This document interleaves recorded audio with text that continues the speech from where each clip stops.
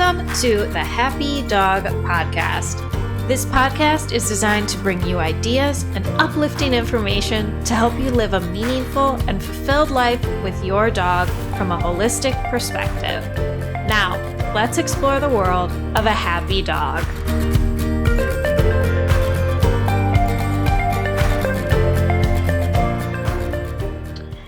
Yeah, I mean, the thing, what this is about at the root of it all is bringing you back to your heart. It's about bringing humans back to their heart. And that's what I believe dogs are actually ultimately here to do. They're helping us to connect back to our heart from our mind or from our ego and become heart-centered beings that are connected to, and just, I mean, wow, so many people, they come on my retreat and at the end, they're just like, I thought I was coming here for my dog. They're just like, actually, over it. Yeah. Yeah. I mean, wow, so many people.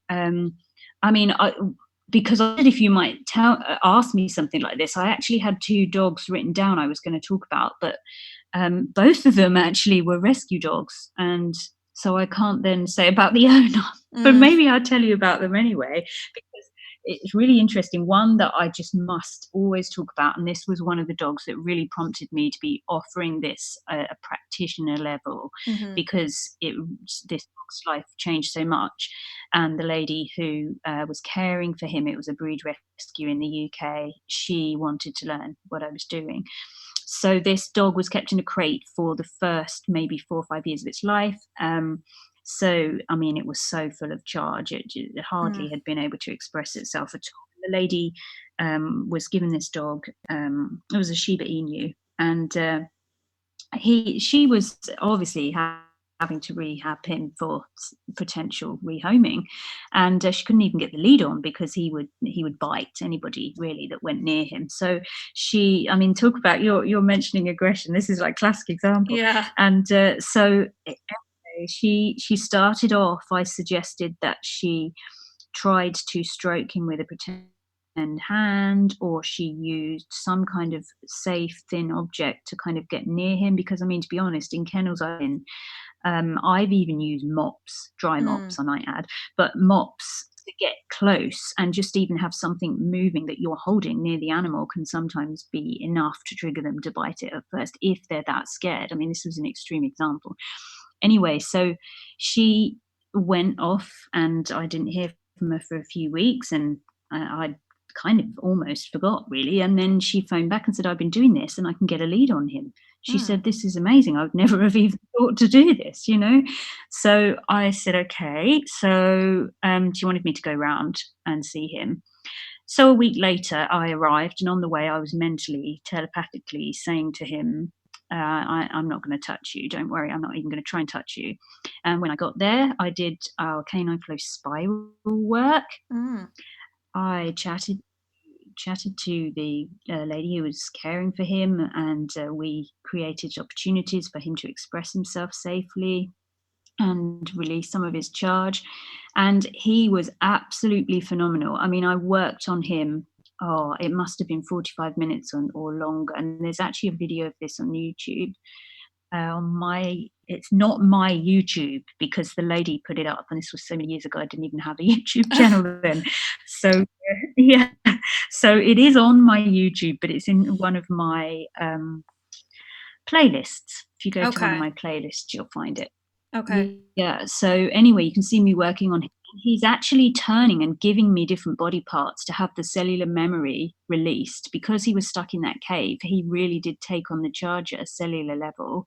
And anyway, once we'd released it, and the lady obviously was able to rehabilitate him a bit more, it was a complete failed foster, and she ended up keeping him. And it's so exciting. He came on the retreat, and really? he just would never have been able to do this. You would never have thought it was the same dog. He came on the boat trip to meet the dolphins. He was with all the other dogs. He was with all the people. I mean, it was just huge, really huge for him. And that's amazing. Yeah, we lost him.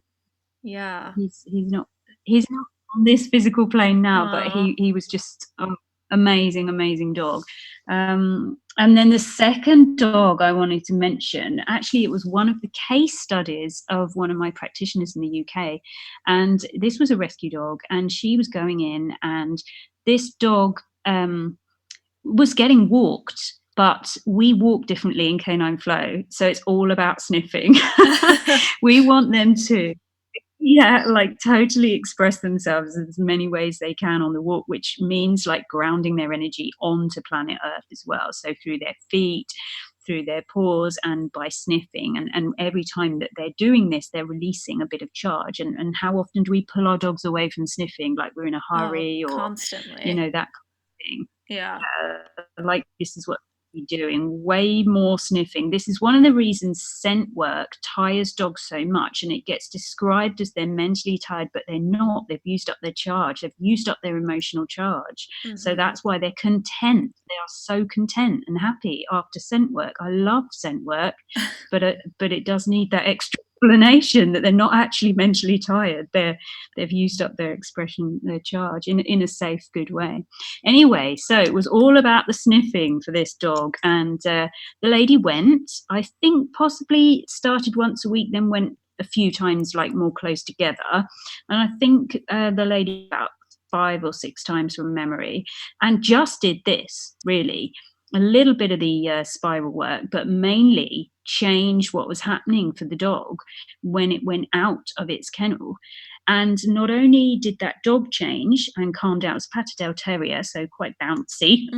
Yeah. The ones I've met are quite bouncy, and really kind of calmed down. But that dog then found a home. Wow. And it'd been in the kennels for quite a while before. So it was a combination of the dog being slightly different when the people, I think, took it out. Because obviously, most of the time, if you go to look for a dog, you take them on a little wander. So the dog would have acted calmer and been more attractive. But I also feel quite strongly that what happens when we do this work is we change the energy of the situation. So we clear trauma from the situation, and everything about that situation becomes more happier, contenter, clearer. And so the situation of the dog being in that home, in that kennel, shifted and changed, and the soul path of that dog was able to move forward. Definitely. Yeah, that's a great example. And so talk a little bit about cellular memory, and can you tell people a little bit more about it for those who might not know about it?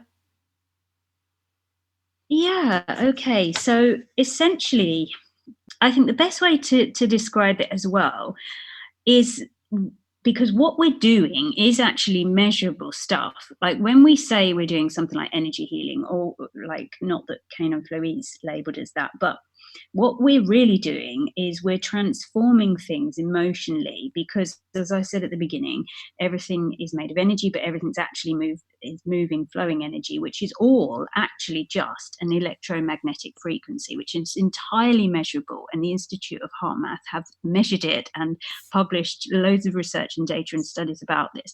It all is just about the terminology that we use to describe what's actually happening. And I'll be sure to link the Institute of HeartMath in the show notes, because I love it, and I think it's something more people should be aware about in the work they're doing, for sure.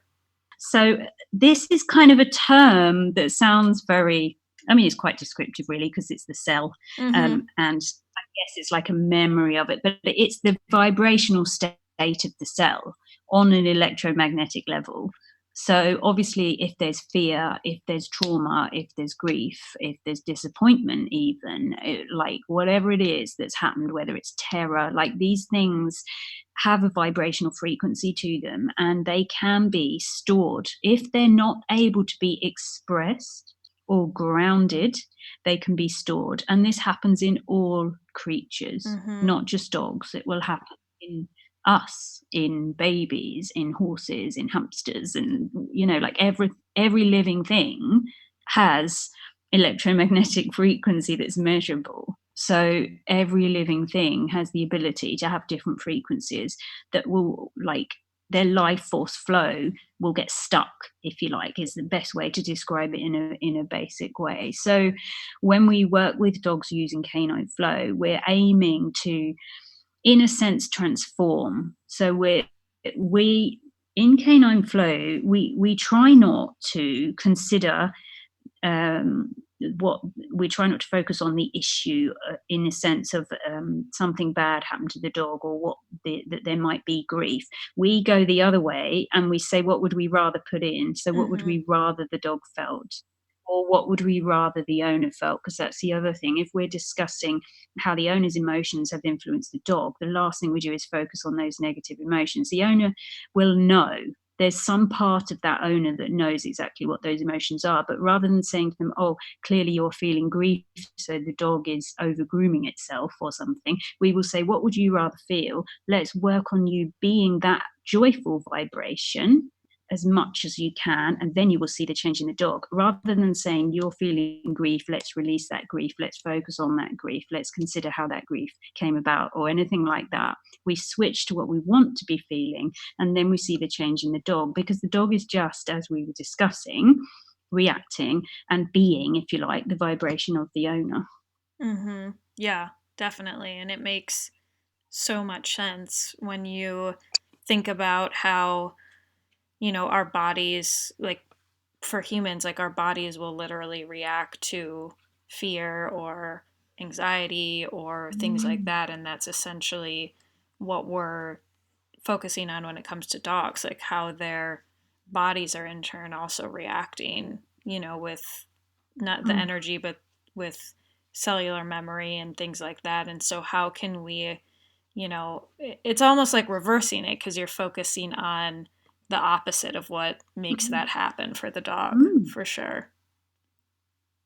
Absolutely. And then by focusing on the joy instead, or I mean, that's just one example. Grief is actually a pretty extreme example and very hard. It's one of the, I picked a harder one really for people to get over. Even if it's disappointment, you rather feel pride and joy. So yeah, you switch to what you want to be, because you are going forward in life. And you know your habits in the now, because you've got your patterns out in front of you and your life is the way it is. So it's about where you want to go, where you want to be, and your dog will go with you. Your dog wants you to be that. Definitely. Yeah. So tell me and listeners too about your dog and cat and your foster dog. And dog, yeah. You want me to tell you about them? Sorry, my internet was unstable then. Yeah, that's okay. So tell us all about your pets that you have, your dog, your cat, even your foster dog if you want, and what makes them tick, what makes them happy. Okay, so Fusa, she's my 3-legged dog, rescued from the meat trade. I went to work at the Soy Dog Foundation in Thailand, and I met her there.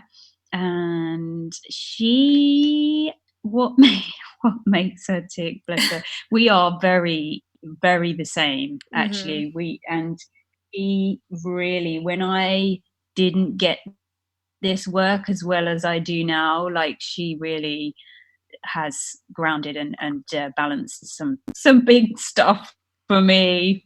And I'm just so grateful, because she's just lovely. And she's wow, I don't know, like I'm now thinking like to describe her. I mean, she loves the outdoors. So do I. Yeah, like she's just so, and she's a happy little thing. Yeah. Really. She is a happy little dog, and she likes our cat, but interestingly, she will go after, if you like, not in an aggressive way, but she'll chase. She'll chase the other cats, but she absolutely loved Fika. From the moment Fika arrived at the door, she didn't have any charity towards Fika. She just blended with her. And yeah, I feel like Fika is like divinely sent to me in some way, as many people feel like their cats are. Yeah. Fika is more my connection to source and kind of other dimensions, whereas Foos is very much my embodiment on planet Earth and Interesting. what I'm doing. Mm. She was always, when I first got her, I didn't call her that. And I at first I heard it and it made me think of the word future. And Mm. I thought how interesting this is. She's linked in with that. Like now, she's sitting with me. When I'm doing something like this, she will sit next to me. Other times in the day, she's fine doing something else. Mm-hmm. She knows when I'm doing something that's related to our purpose. So what do you think in your mind makes for a happy dog? I know it's a broad question, and the word happy is, uh, Mm-hmm. out for interpretation, I would say for sure. But, what do you think of that? Okay, so I have thought about this kind of thing a lot because obviously we use this word happy quite a lot with our dogs. Mm-hmm. For me, it's about contentment. It's about feeling safe and it's about feeling contentment and at peace. And she's definitely like that if she gets the opportunity for free running, free sniffing, and lots of it. She's not a chewy dog, whereas my foster boy, he's not content unless he's had a good chew on something each day. So he expresses himself differently in that sense.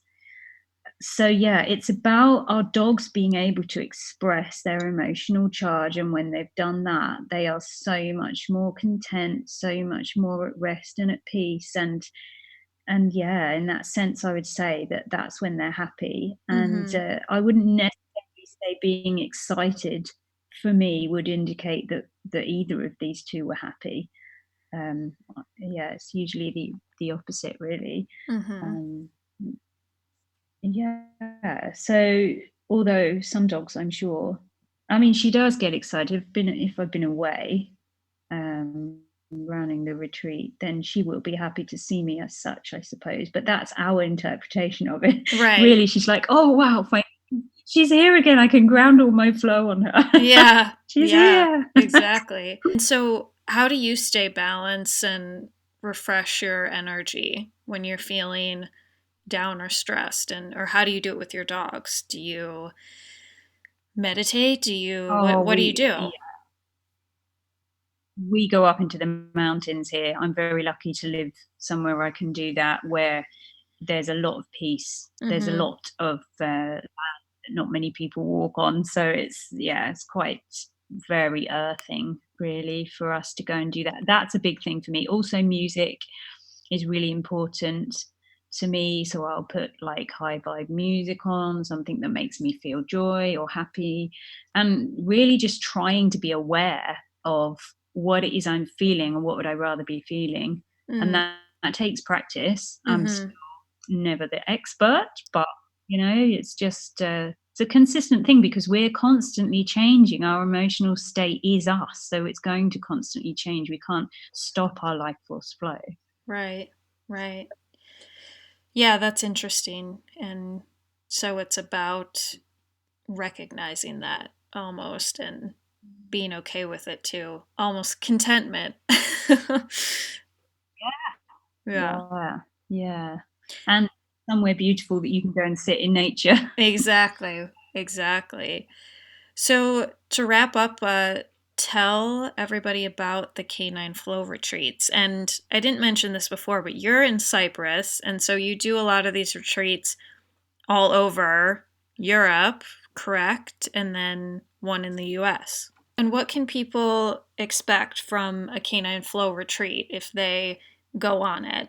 Well, we will, on a practical basis, we will be doing things like dog walks. We will do meditations at least twice a day.